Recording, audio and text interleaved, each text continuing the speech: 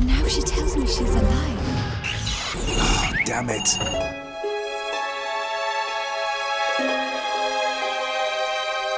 No matter what kind of whiz-bang effects a video game is pulling off, it's gotta have soul.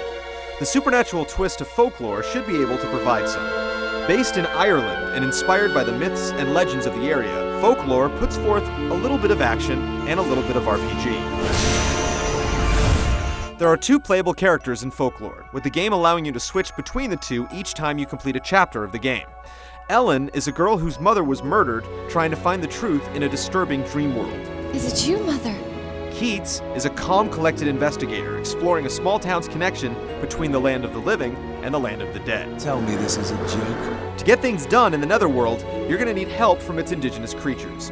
You don't get that help by asking, you get it by beating them up and yanking their souls right out of their bodies, using the PlayStation 3's 6-axis controls. It's like a combination of ghost busting and fishing, and as simple as it is, it could be one of the most enjoyable examples of the system's motion controls.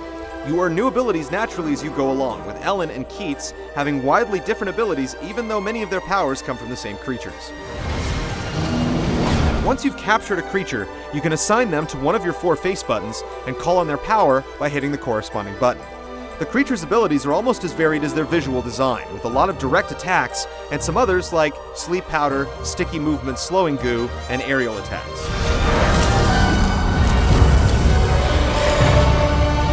Most creatures are especially weak against certain types of attacks, so you'll need to play the creature's strengths against each other. When you square off against the game's formidable bosses, you're probably going to need to use more than one power, maybe even in a certain sequence, to overcome them.